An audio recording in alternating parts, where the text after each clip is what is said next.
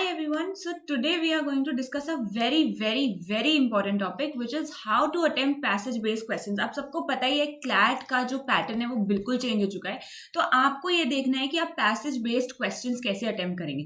इसमें जो सबसे अच्छी बात है वो ये है कि इवन तो अगर क्वेश्चन से रिलेटेड चीज आपने नहीं पढ़ रखी होगी आपकी तैयारी के दौरान, तब भी आप उस क्वेश्चन को अटेम्प्ट कर सकते हो क्योंकि वो पैसेज पे ही बेस्ड होता है. जो भी आंसर आता है वो सिर्फ उतनी ही नॉलेज से आता है. पैसेज में आंसर जरूर दिया होता है.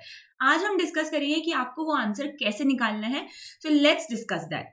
सबसे पहले कुछ इंपॉर्टेंट पॉइंट्स है जो आपको ध्यान रखने हैं. पहली चीज, क्लैट आपकी नॉलेज बिल्कुल भी जज नहीं कर रहा है. क्योंकि आप एनएलयू जाओगे तो ऑब्वियस सी बात है आप वहां पे बैठ के लॉ पढ़ोगे ना. तो अगर पहले से ही पढ़ लोगे तो फिर क्लैट को क्या फर्क पड़ेगा. तो CLAT does not want to check what your knowledge is. CLAT only wants to check if you are given statement 1, can you infer statement 2 from it. तो एक पैसेज दिया होता है, क्या आप उसमें से इन्फर कर सकते हो आंसर या नहीं कर सकते हो, यही क्लैट चेक करना चाहता है. इसलिए हमेशा याद रखना पैसेज का जो आंसर है वो होगा, मतलब क्वेश्चन का जो आंसर है वो होगा पैसेज में.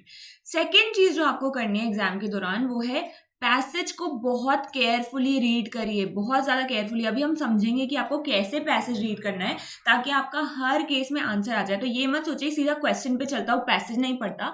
पैसेज पढ़ना is the most important part. फिर थर्ड, जब आप पैसेज को पढ़ लेंगे तो उसके बाद उस पैसेज में क्या टॉपिक दिया है इसे आइडेंटिफाई करने की कोशिश करिए. जैसे इस साल जो पेपर आया था उसमें ऑब्ससीनिटी के ऊपर पैसेज आया था. तो आपको ये देखना था कि वो पैसेज किस चीज पर है, ऑब्ससीनिटी पर है. तो जो भी टॉपिक है उसे आइडेंटिफाई करने की कोशिश करिए. याद करिए क्या आपने उस टॉपिक से रिलेटेड कुछ रीड किया है, नहीं भी किया है तो आपको पैसेज से क्या समझ में आता है.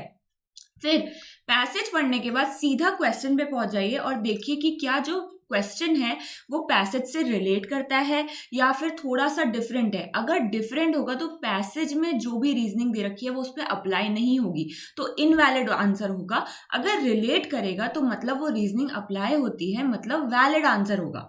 फिर क्या करना है, जो आपका पैसेज होगा आपको उस पैसेज को पार्ट्स में बांट लेना है. मैं इसको थोड़ा सा आपको एग्जाम्पल से समझाती हूँ, फिर हम समझेंगे कि आपको पैसेज बेस्ड क्वेश्चंस कैसे अच्छे से करने हैं. जैसे अगर पैसेज बोलता है breaking the window of a house is trespass, तो इस पैसेज को, मतलब ये तो एक लाइन है, जैसे भी पैसेज होगा उसको आप पार्ट्स में बांट लीजिए. मतलब इसके पार्ट्स क्या होंगे, ब्रेकिंग विंडो, किसी ने विंडो ब्रेक कर दी. इज ट्रेसपास, ये ट्रेसपास ही होगा, है या नहीं है कोई फर्क नहीं पड़ता. अगर पैसेज बोल रहा है कि है तो होगा. ठीक है, आप अपना माइंड बिल्कुल अप्लाई मत करिए, उसमें जो लिखा हुआ है उसी को अप्लाई करिए. और इसमें कोई एक्सेप्शंस नहीं दे रखे इस लाइन में, तो यहाँ लिख दीजिए नो एक्सेप्शंस. मतलब अगर कोई भी किसी के घर की विंडो को तोड़ता है तो वो ट्रेसपास करता है और उसके कोई एक्सेप्शंस नहीं होते. अगर, और फिर आप ये देखिए, ये अगर क्वेश्चन है आपका, A broke B's house window as he was escaping from a murderer, तो यहाँ पे वो मर्डरर से बच के जा रहा है. लेकिन हमने पैसेज में क्या पढ़ा कि कोई एक्सेप्शन नहीं होता. तो रियल लाइफ में हो सकता है उसे एक्सेप्शन मिल जाए कि वो मर्डरर से बच रहा था इसलिए उसने प्रॉपर्टी को हार्म किया, लेकिन इस केस में उसको कोई एक्सेप्शन नहीं मिलेगा. तो यहाँ पे ए इज लायबल. ठीक है, तो पैसेज पे डिपेंडेंट है आपके आंसर. सेकंड, अगर पैसेज बोलता है breaking the window of a house is trespass except done in emergency, तो आपके पैसेज जो आपने बांटा था वो बदल जाएगा.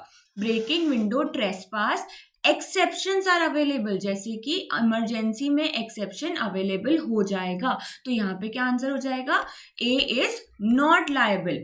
ओके, सो आपको पैसेज से ही आंसर निकालना है, आपकी प्रायर नॉलेज से आंसर नहीं निकालना है. क्योंकि क्लैट कंसोर्टियम आपको एनएलयू लॉ पढ़ने के लिए भेज रहा है. अगर उसे पता चल जाएगा कि आपको लॉ आता है तो वो आपको एनएलयूज क्यों भेजेगा. तो सिर्फ और सिर्फ पैसेज बेस्ड आंसर्स निकालने की कोशिश करिए. अब हम यहाँ पे एक अच्छा एग्जाम्पल डिस्कस करते हैं. जैसे आपका प्रिंसिपल दिया हो, a person who operates a drone at a height in excess of 500 feet in a public place is guilty of nuisance.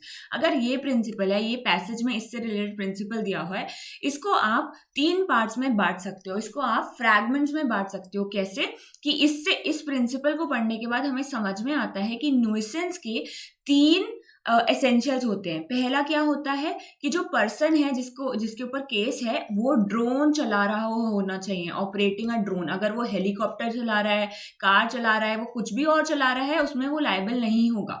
तो सिर्फ ड्रोन इंपॉर्टेंट है। Secondly that person should have operated the drone at a height in excess of 500 feet. तो अगर वो 200 feet पे चला रहा है तब भी वो लायबल नहीं होगा। Thirdly that this should have occurred in a public place. अगर वो अपने घर पे चला रहा है तो वो लायबल नहीं होगा। तो मैंने ये कैसे इन्फर किया, person who operates a drone अलग कर लिया, height in excess of 500 feet अलग कर लिया, इन अ पब्लिक प्लेस अलग कर लिया। ठीक है, तो मुझे समझ में आ गया नुइसेंस में ये तीनों चीजें एप्लीकेबल होती हैं। क्वेश्चन में अगर ये तीनों चीजें नहीं दे रखी हैं तो क्या होगा, ये एप्लीकेबल नहीं होगा, पर्सन लायबल नहीं होगा। जब सारे पार्ट सेटिस्फाइड होंगे तभी नुइसेंस का केस एप्लीकेबल होगा। ठीक है, और हमेशा याद रखिए जब भी आप प्रिंसिपल को पार्ट्स में बांट रहे होंगे तो आपको ये ध्यान देना है कि वो जो प्रिंसिपल है उसमें एंड वर्ड दिया है, और वर्ड दिया है, इफ वर्ड दिया है, इन सब वर्ड से बहुत फर्क पड़ता है। क्योंकि एंड का क्या मतलब होता है, तीनों की तीनों जो रिक्वायरमेंट्स हैं वो अप्लाई होनी चाहिए। लेकिन और का क्या मतलब होता है कि सिर्फ एक ही अप्लाई होनी चाहिए, जो दोनों में से कोई भी हो सकती है।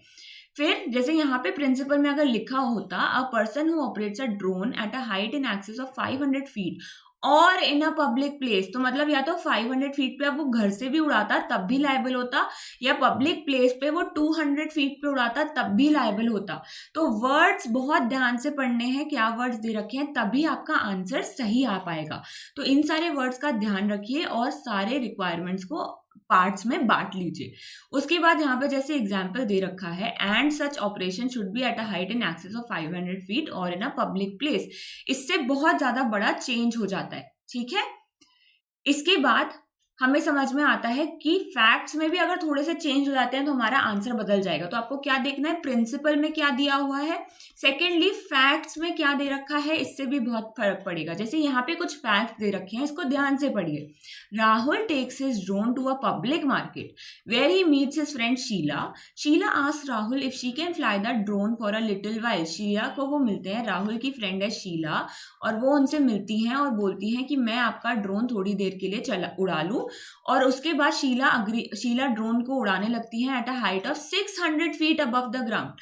ठीक है, so she can get a panoramic shot of the market. अब क्वेश्चन क्या पूछा है, क्वेश्चन पूछा है इज राहुल गिल्टी ऑफ नुइसेंस। ठीक है, क्या राहुल उड़ा रहा था वो प्लेन को, नहीं, शीला उड़ा रही थी। तो यहाँ पे हो सकता है तुम्हें दिमाग से लगे कि राहुल गिल्टी है, लेकिन नहीं, क्वेश्चन में पूछा है कि क्वेश्चन में जो फैक्ट्स दे रखे हैं उससे हमें पता चलता है कि वो जो ड्रोन है वो कौन उड़ा रहा था, वो शीला उड़ा रही थी। तो अगर क्वेश्चन होता है इज शीला लायबल तो हम वहां बोलते हैं यस शी इज लायबल।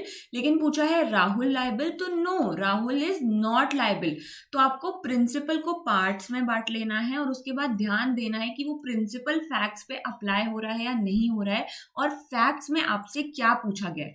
तो इसलिए क्वेश्चन को बहुत ध्यान से पढ़ें। Question asked whether Sheela was guilty और राहुल वाज गिल्टी, और प्रिंसिपल को आप बांट लीजिए। ये बेस्ट तरीका है जिससे कि आप पैसेज बेस्ड क्वेश्चंस को अटेम्प्ट कर सकते हैं। क्योंकि याद रखिए आपके जो भी आंसर्स आएंगे ना फैक्ट से रिलेटेड, कोई भी क्वेश्चन छोड़िएगा मत ये सोच के कि मैंने तो ये कभी पढ़ा नहीं है, वो बिल्कुल उसी पे बेस्ड होंगे जो ऊपर पैसेज दे रखा होगा। I hope this really helped you and I will see you in another video. Thank you so much.